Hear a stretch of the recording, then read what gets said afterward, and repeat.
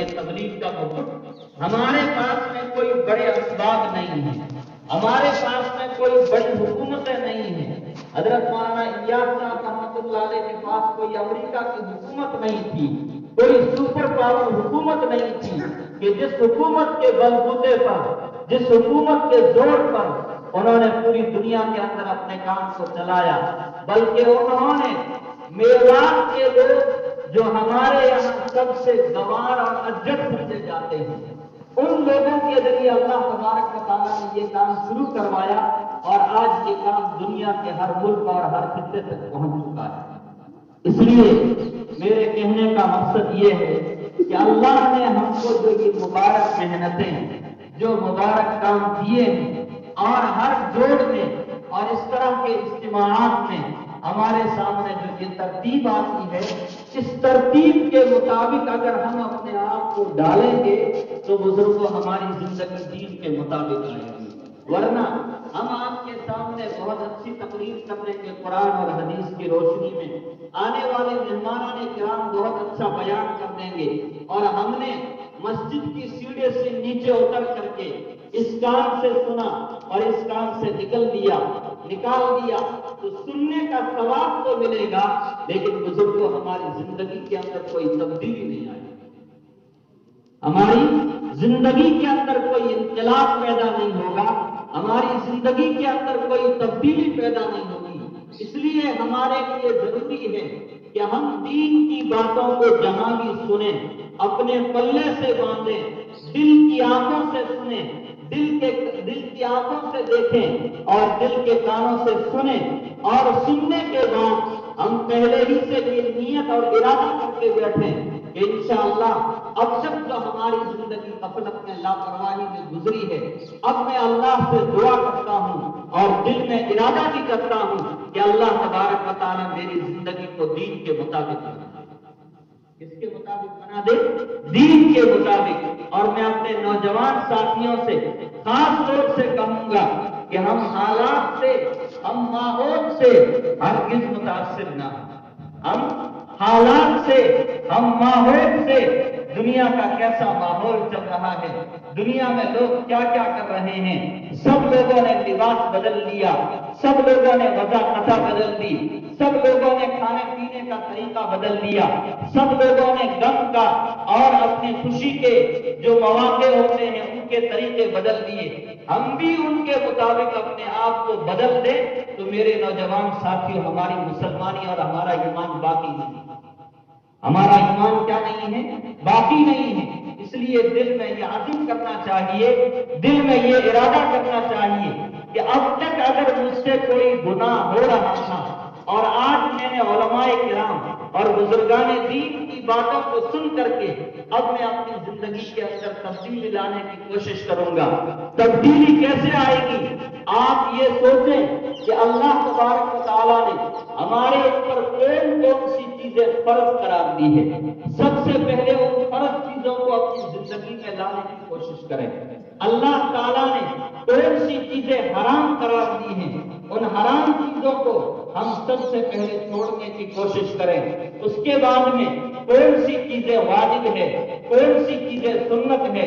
نبی کریم صلی اللہ علیہ وسلم نے زندگی کا کوئی ایسا شعبہ نہیں چھوڑا جس کے اندر نبی علیہ السلام نے ہم کو سنت طریقہ نہ بتایا ہو۔ اسی لیے اللہ تبارک و تعالیٰ نے قرآن کریم میں فرمایا لَقَدْ كَانَ لَكُمْ فِي رَسُولِ اللَّهِ أُسْوَةٌ حَسَنَةٌ۔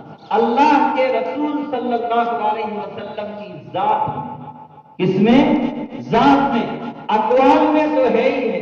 یہاں اللہ تبارک و تعالیٰ فرماتے ہیں کہ نبی کریم صلی اللہ علیہ وسلم کی ذات میں تمہارے لیے بہترین نمونہ ہے، اس نمونے کو سامنے رکھ کر کے اپنی زندگی گزارنے کی کوشش کریں گے سب ساتھی۔ اللہ کے گھر میں بیٹھے ہیں، ہمارے لیے خوشی کی بات ہے کہ ہمارے بزرگوں نے ہمارے ان دونوں حلقوں کا یہ اجتماع خاص طور سے حاجی صاحب کے لوگوں کے لیے بڑی خوشی اور شکریہ کا موقع ہے کہ یہ ایسا اجتماع اور ایسا مبارک موقع بزرگوں کی دعاؤں کی وجہ سے اللہ نے ہم کو عطا فرمایا ہے۔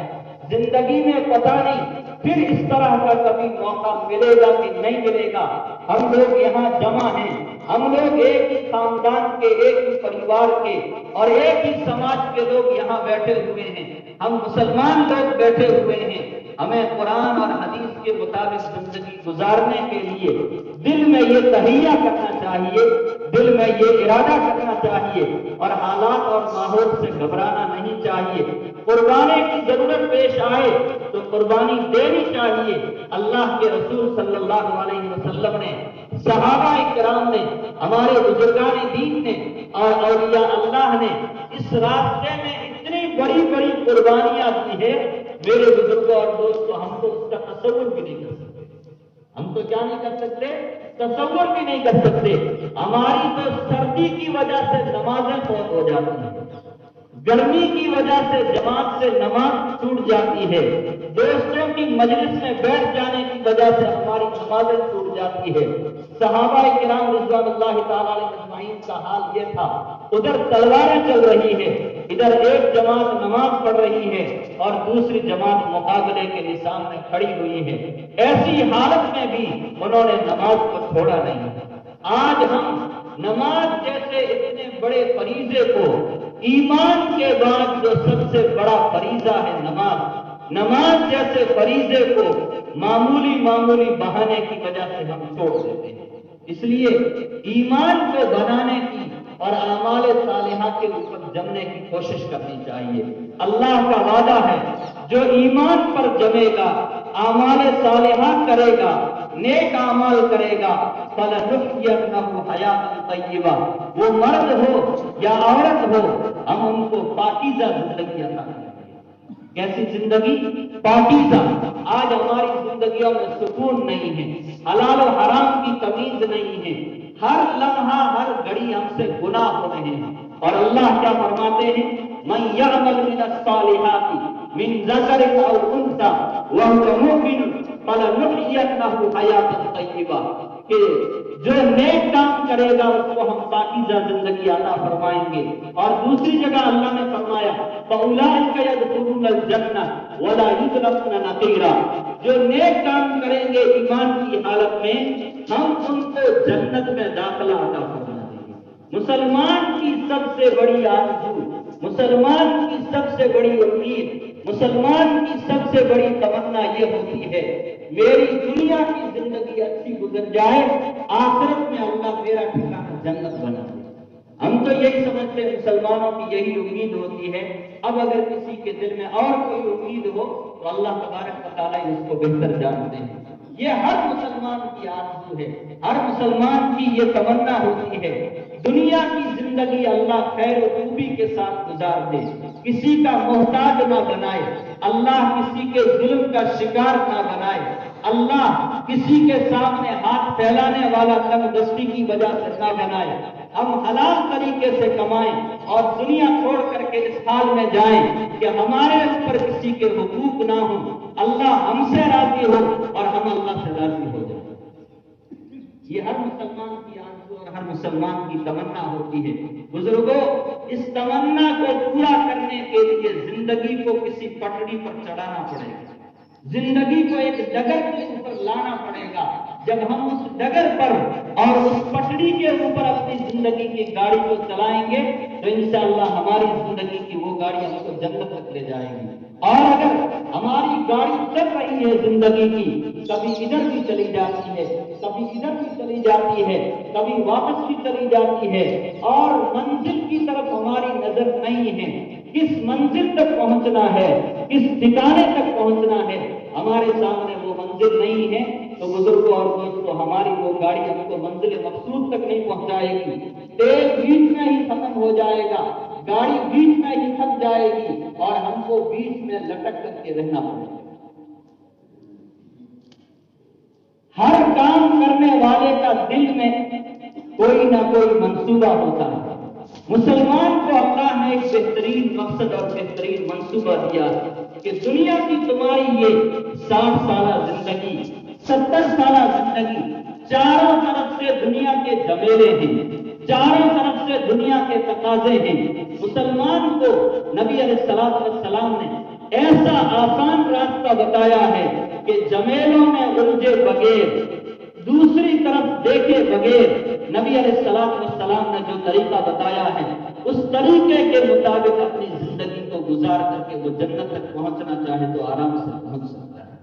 اس لیے میرے بزرگوں اور دوستوں، یہ اتنے بڑے اجتماعات کرنا، بار بار ماہانہ جمع کرنا، سالانہ ہزاروں نہیں لاکھوں کی تعداد میں لوگوں کو جمع کرنا اور کروڑوں روپے ہماری امت مسلمہ کے خرچ ہونا، اس کا صرف اور صرف مقصد یہ ہے کہ ہماری زندگی دین اسلام کے اوپر آ جائے، دین اسلام سے ہٹ کر کے جو ہماری زندگی گزر رہی ہے سیدھے راستے کے اوپر ہماری زندگی آ جائے۔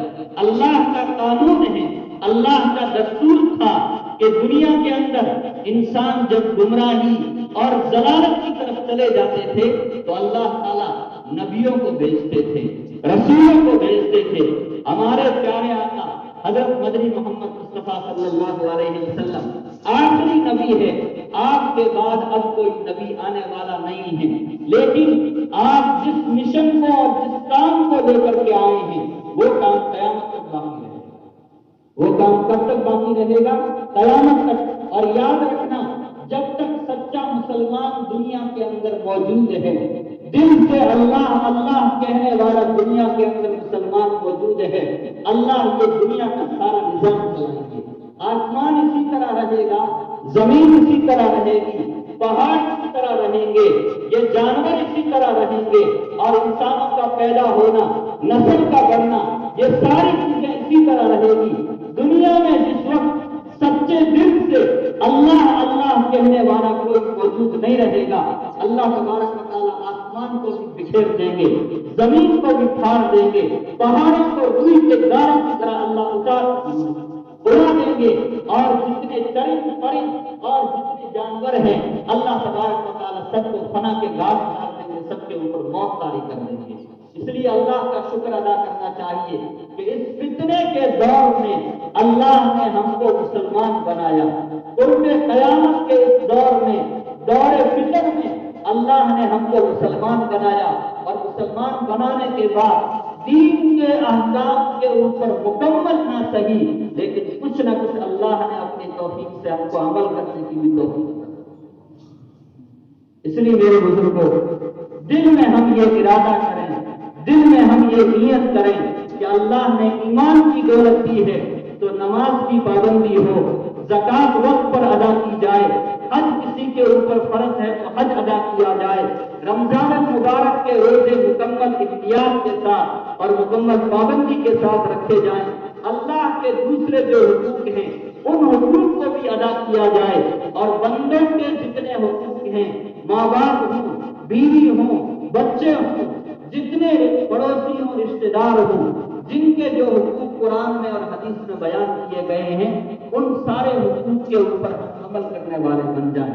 یاد رکھنا، قرآن میں اور حدیث میں اگر ان کے 4 حصے کیے جائیں، ایک حصے میں اللہ تبارک و تعالیٰ نے عقیدے کی چیزوں کو اور عبادت کی چیزوں کو بیان کیا ہے، اور 3 حصوں میں اللہ نے بندوں کے حقوق کو، معاشرت کو، اخلاق کو، رہن سہن کو، لین دین کو، معاملات کو، ان چیزوں کو اللہ نے بیان کیا ہے۔ ہم سوچیں، قرآن جیسی کتاب، حدیثیں، نبی کریم صلی اللہ علیہ وسلم کے جو ارشادات ہیں، نبی کریم صلی اللہ علیہ وسلم کے جو فرمودات ہیں، ان کے 3 حصے ایسے ہیں جن میں ماں باپ کے حقوق بیان کیے گئے، بیویوں کے حقوق بیان کیے گئے، شوہروں کے حقوق بیان کیے گئے، اولاد کے حقوق بیان کیے گئے، پڑوسیوں کے حقوق بیان کیے گئے، رشتہ داروں کے حقوق بیان کیے گئے، امت کے حقوق بیان کیے گئے۔ یہ ساری چیزیں 3 حصوں میں، اور ایک حصے میں نماز کیسے پڑھنی ہے، روزہ کیسے رکھنا ہے، زکوٰۃ کیسے ادا کرنی ہے، حج کیسے ادا کرنا ہے، مختصر طور پر ان چیزوں کو بیان کیا۔ لیکن بندوں کے تعلق کی چیزیں آئی، بندوں کے تعلق سے حقوق کا نمبر آیا تو اللہ تبارک و تعالیٰ نے اس کے لیے قرآن کے 3 حصے الگ کر دیے۔ کتنے حصے؟ 3 حصے الگ کر دیے۔ اس لیے ہم کو اللہ کے حقوق اور بندوں کے حقوق ان کو بھی مکمل طریقے سے ادا کرنے کی کوشش کرنی چاہیے۔ مجھے ایک بات آپ کے سامنے بیان کرنی ہے، 15 منٹ رہ گئے ہیں۔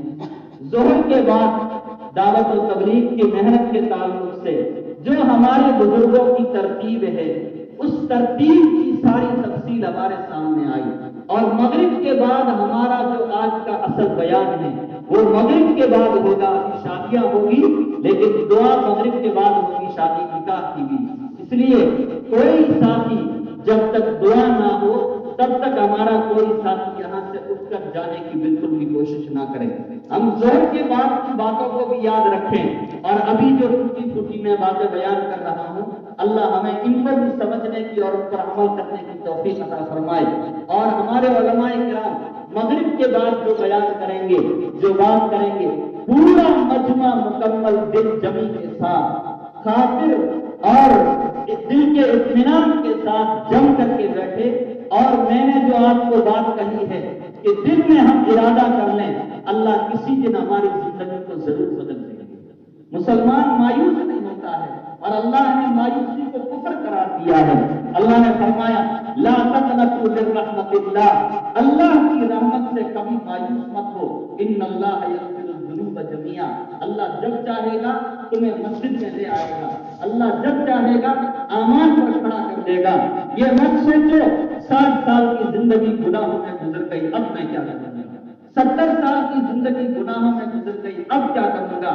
اللہ کہتا میرے بندے میری رحمت بڑی ہے، ورحمتی وسعت کل شیء، میری رحمت ہر چیز سے بڑی ہے، لا تقنطوا من رحمت اللہ، اللہ کی رحمت سے مایوس مت ہو، ان اللہ یغفر الذنوب جميعا، اللہ سارے گناہوں کو معاف فرما دیں گے، انہ هو الغفور الرحیم، اللہ بڑا معاف کرنے والا اور اللہ بہت رحم کرنے والا، کیا کرنے والا، رحم کرنے والا۔ لیکن میرے مسلمان بھائیوں، اللہ غفور ہے، اللہ رحیم ہے، اللہ رحمان ہے، اللہ غفار ہے۔ ہم اس بنیاد پر جان بوجھ کر گناہ کرتے جائیں تو یاد رکھنا، اس بنیاد پر اگر کوئی جان بوجھ کر گناہ کرے گا تو اللہ تبارک و تعالیٰ نیک اعمال کی توفیق اس سے کھینچ لیں گے، اس سے سلب کر لیں گے۔ اس لیے انجانے میں کسی مجبوری کی وجہ سے گناہ ہو جائے الگ بات ہے، لیکن جان بوجھ کر گناہ نہیں کرنا چاہیے۔ تو ہم اللہ کی رحمت سے مایوس نہ ہوں، اور ان سفید بالوں کے اوپر تو اللہ کو بڑا ترس آتا ہے، بزرگوں کی اس سفیدی کے اوپر تو اللہ کو بڑا ترس آتا ہے۔ اس لیے بزرگوں کو تو اور زیادہ مایوس ہونے کی ضرورت نہیں ہے۔ 70 سال کے بعد اللہ تعالیٰ کرامن کاتبین جو 2 فرشتے ہوتے ہیں، ایک نیکی لکھنے والا اور ایک بدی لکھنے والا، جب 70 سال کی عمر ہو جاتی ہے، اللہ برائیاں اور گناہ کا کام لکھنے والے فرشتے سے کہتے ہیں اس سفید جاڑی کو دیکھ کر کے اس کی لغزشوں کو تو اس کے نامۂ اعمال میں لکھتے، میری رحمت اس کو گوارا نہیں کرتی ہے۔ اب یہ 70 سال سے آگے بڑھ گیا ہے، اس کی جو امت محمدیہ کی جو طبی زندگی تھی وہ طبی زندگی پوری ہو چکی ہے، اب تیری ڈیوٹی ختم ہو چکی ہے۔ اب تیری کیا ہو چکی ہے، ڈیوٹی۔ صرف نیک اعمال لکھنے والا فرشتہ رہتا ہے، گناہ لکھنے والا، برے کام لکھنے والا فرشتے کی ڈیوٹی کو اللہ ختم کر دے گا۔ اس لیے بزرگوں کو تو بالکل بھی مایوس نہیں ہونا چاہیے، اور جوانوں کو بھی مایوس نہیں ہونا چاہیے۔ لیکن میں نے کہا مایوس نہ ہونے کا یہ مطلب نہیں ہے کہ ہم گناہ پر گناہ کرتے جائیں، گناہ پر گناہ کرتے جائیں، ہم بندوں کے حقوق کھاتے جائیں، ہم بندوں کے حقوق کو لوٹتے جائیں، یہ اچھی چیز نہیں ہے۔ اسی لیے قرآن میں جگہ جگہ اللہ نے ہم کو تقوی کا حکم دیا۔ کس کا حکم دیا؟ یا ایھا الذین آمنوا اتقوا اللہ، یا ایھا الذین آمنوا اتقوا اللہ حق تقاتہ۔ ابھی خطبے نکاح کے خطبے میں قرآن کی 3 آیتیں پڑھی جاتی ہیں، تینوں آیتوں میں اللہ تبارک و تعالیٰ نے تقوی کا اور اپنی ذات سے ڈرنے کا حکم دیا ہے۔ تقوی کا مطلب یہ ہے مسلمان گناہوں سے بچ کر کے اپنی زندگی گزارے۔ تقوی کا مطلب کیا ہے؟ مسلمان گناہوں سے بچ کر کے اپنی زندگی کو گزارے۔ تو میرے بزرگوں اور دوستوں، ہمیں اپنی زندگی کو تقوی کے مطابق گزارنا۔ کس کے مطابق؟ تقوی کے مطابق۔ نبی کریم صلی اللہ علیہ وسلم نے ابھی جیسے عرض کیا، زندگی کا کوئی شعبہ زندگی کا کوئی کام ایسا نہیں چھوڑا ہے جہاں ہماری رہبری اور رہنمائی نہ ہو پائے. تھوڑا غور سے سنو. نبی کریم صلی اللہ علیہ وسلم نے زندگی کے جتنے شعبے ہیں ان تمام شعبوں میں ہماری رہبری اور رہنمائی کی ہے کہ آپ کو زندگی کے شعبے میں رہتے ہوئے یہ کام کیسے کرنا ہے. ہماری کوتاہی یہ ہے کہ ہم جاننے والوں سے پوچھتے نہیں. یہ ہماری کوتاہی کی غلطی ہے, اس کو ماننا پڑے گا کہ ہم جاننے والوں سے پوچھتے نہیں ہیں. ایک باپ ہے وہ پوری زندگی اپنی گزار دیتا ہے. ایک شخص بالغ ہونے سے لے کر کے 80 سال تک کی اپنی پوری زندگی گزار دیتا ہے. صبح سے لے کر کے شام تک, بالغ ہونے سے لے کر کے 70 سال کی زندگی تک, زندگی میں کتنے موڑ آئے ہیں, زندگی میں کتنے مرحلے آئے ہیں. لیکن بہت سے ہم میں سے ایسے لوگ ہیں جن کی آدھی یا زندگیاں پوری ہو رہی ہے, لیکن ہم نے جاننے والوں سے جا کر کے کبھی یہ نہیں پوچھا کہ آج میرے گھر میں اس کام کی کرنے کی مجھے ضرورت ہے. اللہ اور اللہ کے رسول صلی اللہ علیہ وسلم نے اس کام کے کرنے کا کیا طریقہ بتایا, اس کام کے کرنے کا کیا طریقہ بتایا ہے. ہم اس چیز کو جاننے والے لوگوں سے, ماہر علماء سے ہم اس چیز کو پوچھنے کی تکلیف اٹھاتے نہیں ہیں. جیسا چل رہا ہے اسی طرح کر لیتے ہیں, جیسا چل رہا ہے اسی طرح کر لیتے ہیں. گویا ہماری زندگی پٹری پر چل رہی ہے, کبھی ادھر چلی جائے گی, کبھی ادھر چلی جائے گی, کبھی پیچھے چلی جائے گی. ہم منزل تک نہیں پہنچ پائیں گے. منزل تک پہنچنے کے لیے ضروری ہے کامل ایمان والا بننے کے لیے, کامل مسلمان بننے کے لیے, جنت تک پہنچنے کے لیے ہمیں زندگی کے ہر موڑ اور زندگی کے ہر شعبے میں قرآن اور حدیث سے رہنمائی لینی پڑے گی. کس سے لینی پڑے گی؟ قرآن اور حدیث سے رہنمائی لینی پڑے گی. اگر قرآن اور حدیث سے ہم رہنمائی نہیں لیں گے تو ہمارا وہ کام تو ہو جائے گا, لیکن اللہ ناراض ہوں گے, اللہ کے رسول صلی اللہ علیہ وسلم ناراض ہوں گے. کون ناراض ہوں گے؟ اللہ ناراض ہوں گے, اللہ کے رسول صلی اللہ علیہ وسلم ناراض ہوں گے. اور ایک بات اور یاد رکھنا بزرگوں, آپ نے کئی مرتبہ سنا بھی ہے, ہمارا دنیا کا کوئی کام دنیا نہیں ہے, ہمارا دنیا کا ہر کام دین ہے. یاد رکھنا, ہمارا دنیا کا کوئی کام دنیا نہیں ہے, ہمارا دنیا کا ہر کام دین ہے. ضروری یہ ہے کہ ہماری نیت صحیح ہو اور ہمارا طریقہ صحیح ہو. کیا صحیح ہو؟ ابھی ہمارے سامنے مثال آ رہی ہے, نکاح کی مثال. کس کی مثال؟ نکاح کی مثال. ہم یہ سمجھتے ہیں کہ نکاح اس لیے کیا جاتا ہے کہ عورت کا گھر آباد ہو جائے, مرد کا گھر آباد ہو جائے اور اس بچے کی اولاد بڑھتی رہے. اتنا ہی سوچتے ہیں. نبی علیہ السلام نے فرمایا نکاح جیسے سماجی ضرورت ہے, نکاح سماجی ضرورت ہے, نکاح اللہ کا حکم ہے اور نکاح عبادت ہے. نکاح کیا ہے؟ عبادت ہے. دو چیزیں ایسی ہے. کتنی چیزیں؟ دو چیزیں. آدم علیہ السلام سے لے کر کے جنت میں جانے تک ہمارے ساتھ رہے گی, ان کے علاوہ کوئی چیز ہمارے ساتھ نہیں رہے گی.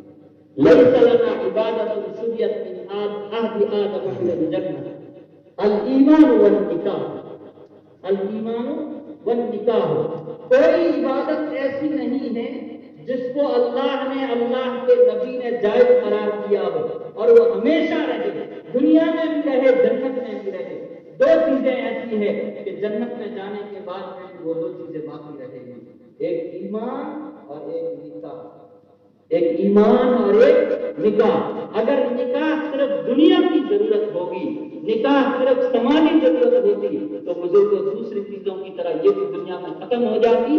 نکاح کا رشتہ دنیا میں ختم نہیں ہوگا, یہ نکاح کا رشتہ اللہ جنت میں بھی باقی رکھے گا. اتنی بڑی چیز.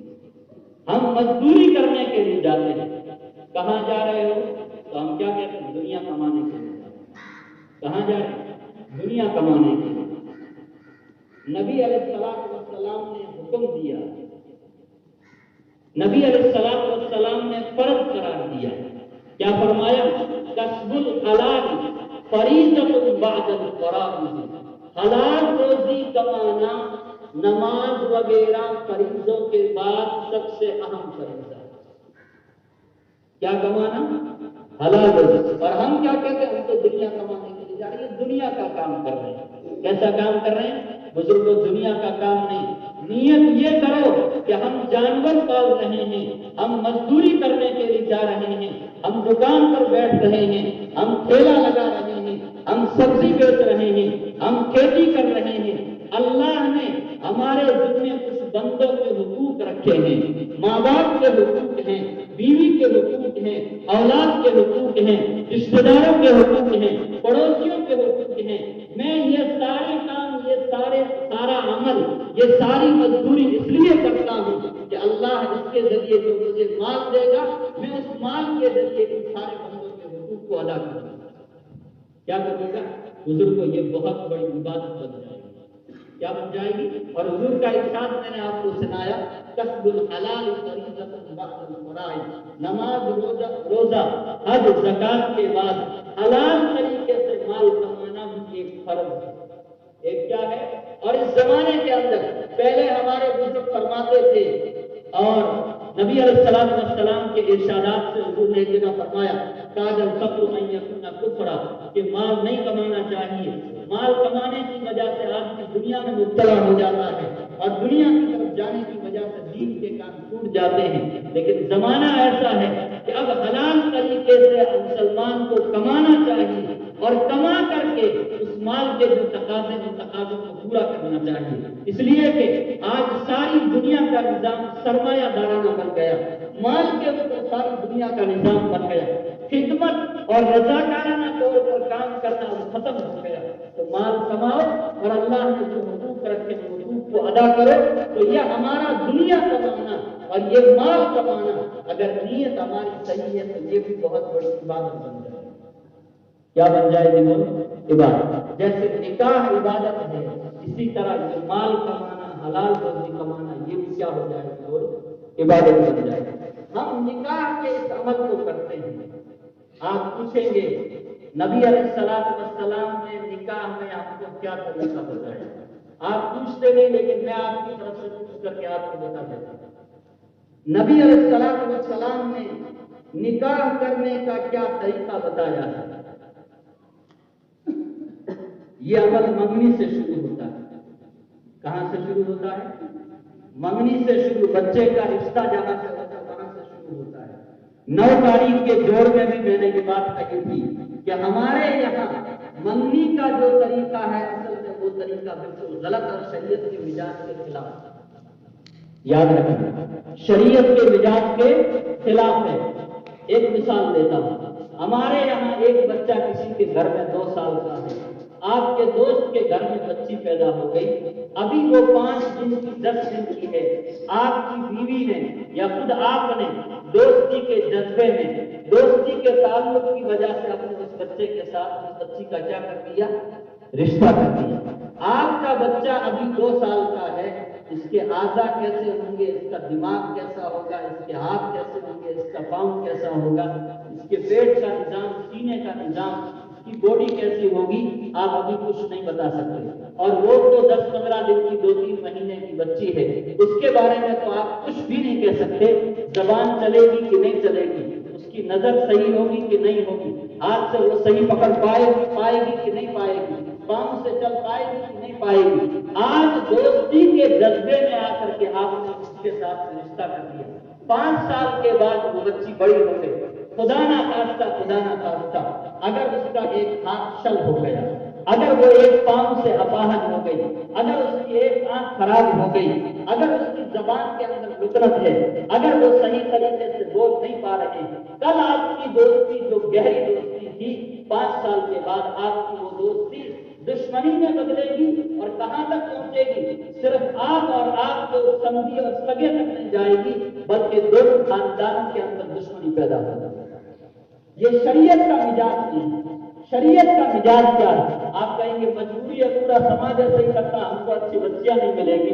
उसका इलाज ये है कि हम सब ये इरादा करें कि हम अपने बच्चों का रिश्ता उस वक्त में करेंगे जब हमको उनके आदा के बारे में, उनकी बॉडी के बारे में, उनकी जबान और उनकी आंख के बारे में पूरा यकीन हो जाएगा। उसी वक्त में हम अपने बच्चों का सारे मिलकर के ये इरादा करें कि हम रिश्ता करेंगे, तो इंशाअल्लाह सारे समाज में ये चीज चल पड़ेगी। बोलो करेंगे, इंशाअल्लाह कोशिश करेंगे, दिल में इरादा कर लो, अल्लाह तबारक व तआला इसको आसान फरमाएंगे। अब हमारे यहाँ जल्दी मंगनी हो जाती है, हर साल औरतों का मजमा कपड़े लेकर के रोजाना जा रहा है। क्या कर रहा है? शादी से पहले लाखों रुपए खर्च हो जाते हैं। आज एक बकरा भी अगर ज़बह किया जाए 10-15 किलो का हो, वो भी 7-8 हजार रुपए का है। अगर 10 साल तक आप इस तरह हर साल कपड़े लेकर के जा रहे हैं तो 70-80 हजार रुपए का तो आप गोश्त खा गए। क्या खा गए? गोश्त खा गए। ये अच्छी चीज नहीं। शरीयत का मिजाज ये है, अगर आप ज्यादा नहीं, बहुत सी मरतबा तो ऐसा हुआ सहाबा इकराम की पहले दिन शादी हुई और दूसरे दिन शादी हुई। दूसरे दिन क्या हुई है? शादी हुई। हमारे बुजुर्गों ने के यहाँ और शहरों में आप चले जाओ, कहीं भी आपको ये तरीका नहीं मिलेगा कि बचपन में रिश्ता हो जाता है और फिर बड़े होने के बाद उसके यहाँ निकाह होता है। हम बचपन में रिश्ता करते हैं, फिर उस घर में अगर किसी एक का निकाह है तो उसके लपेटे में सारे बच्चों को लेते हैं। लेते कि नहीं लेते हैं? एक बाप के 5 बच्चे हैं, एक बच्चा है, अब उसकी बच्ची दूसरी जगह है। हमारे यहाँ ये दस्तूर भी है, बच्ची वाला कहेगा तो हमको तो निकाह कराना पड़ेगा। अब एक बच्ची के साथ उसके 4 और भाई बहन हैं, उनका भी बचपन ही में हमको क्या करना पड़ता है? निकाह करना पड़ता है। शरीयत का मिजाज जब बचपन में मंगनी करने का नहीं है तो बुजुर्गों सोचने की चीज ये है, बचपन में निकाह करने का शरीयत हमको कहां से हुक्म देगी? इसलिए बचपन में निकाह नहीं करना चाहिए, मंगनी से हमको बचना चाहिए, ताकि हम निकाह के इस अमल को भी उस वक्त में अंजाम दें जब बच्चा और बच्ची दोनों निकाह के काबिल हो जाए। क्या हो जाए? काबिल हो जाए। और ये फजूलियात जो कपड़ों के नाम से और दूसरे नामों से चलती है और जो फजूल खर्चियां होती है, इनसे भी हम बच जाएंगे। बात लंबी हो जाएगी, वक्त बहुत कम है। हर जगह हम कहते हैं कि हम इन फजूल चीजों को बचा करके उम्मत का और अपनी औलाद का और दीन का और इस्लाम का बहुत भला कर सकते हैं, बहुत भला कर सकते हैं।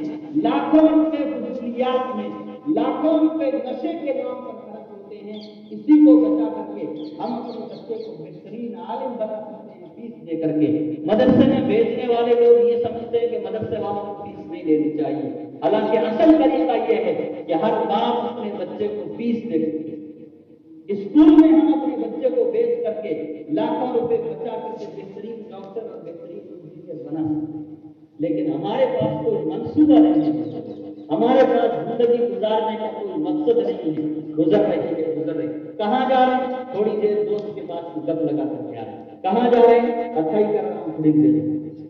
समझना है, ये चीजें चल रही है। हम कौल के एतबार से भी फजूलियात में हैं, अमल के एतबार से भी फजूलियात में हैं, पैसे के एतबार से भी फजूलियात में हैं।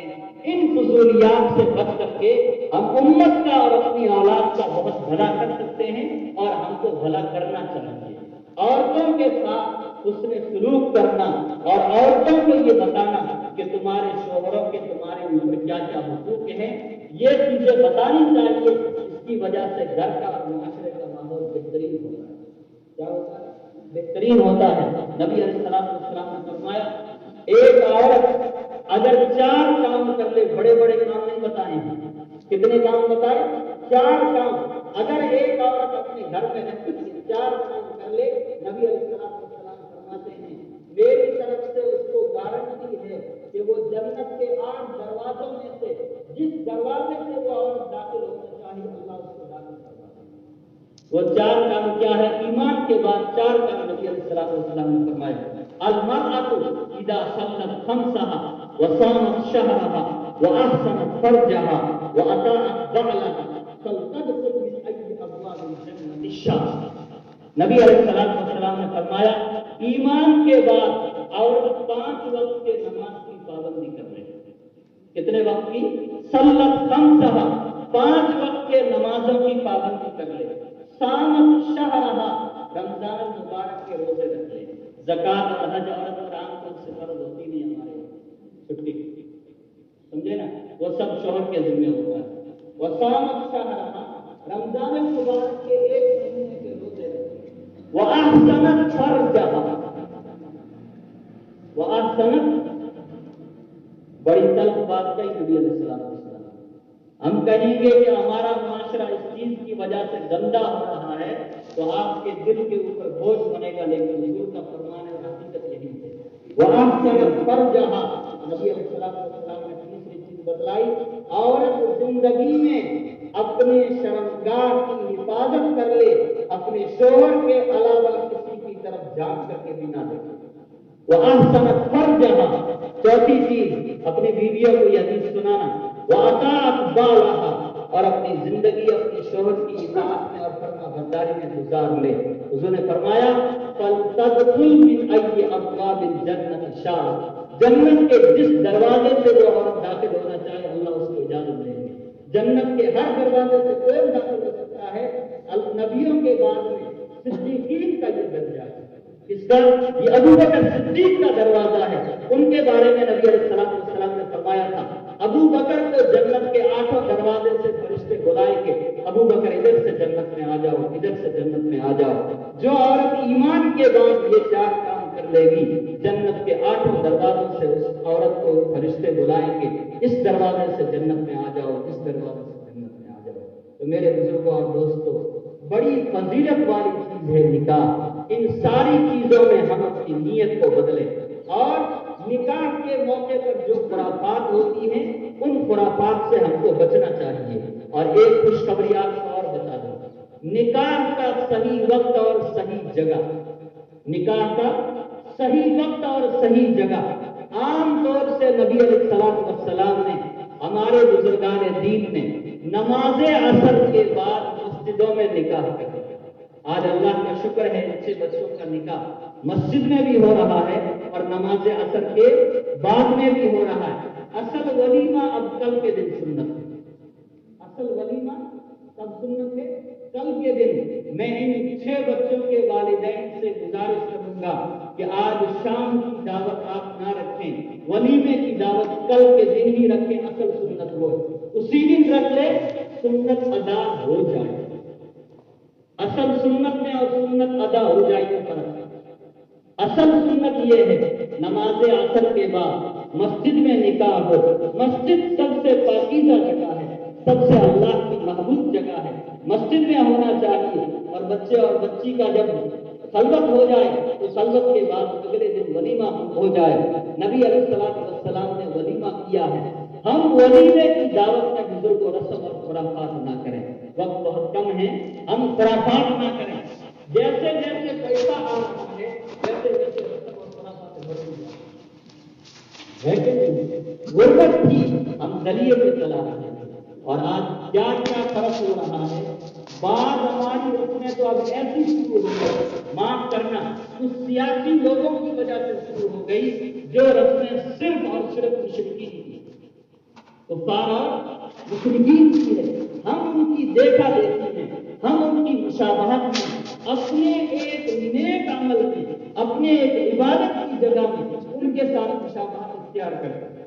نبی علیہ السلام نے فرمایا من تشبہ بقوم فہو منہم، جو جیسے لوگوں کی مشابہت اختیار کرے گا کل قیامت کے دن اسی طرح کے لوگوں کے ساتھ اس کو اٹھایا جائے گا۔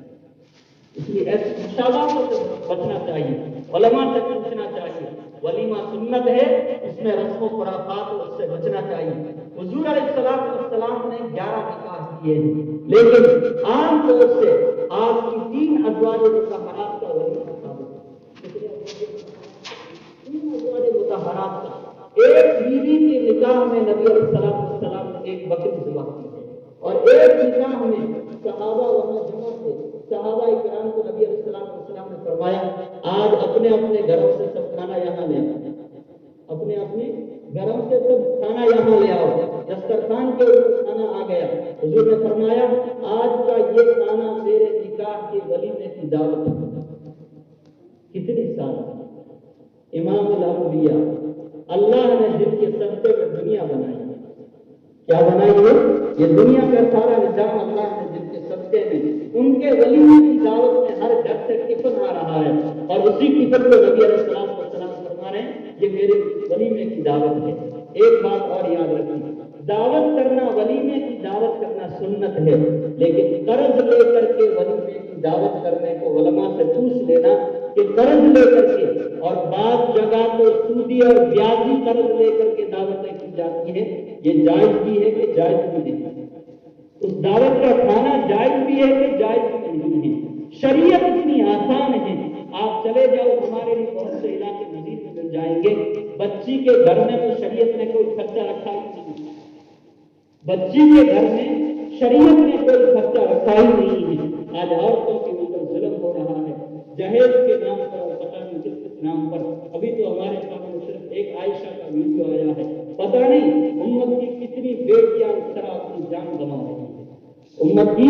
اس لیے امت کو فضولیات سے بچاؤ، اپنے آپ کو فضول خرچ سے بچاؤ، رسم و رواج سے بچاؤ، زندگی کو سادہ بناؤ، غمی اور خوشی کی جو تقریبات ہیں ان کو بھی سادہ بنانے کی کوشش کرو۔ نکاح کے تعلق سے اور بھی باتیں تھیں، اللہ نے کبھی موقع دیا تو انشاءاللہ اور بھی بتائیں گے، وقت بہت ہو گیا ہے۔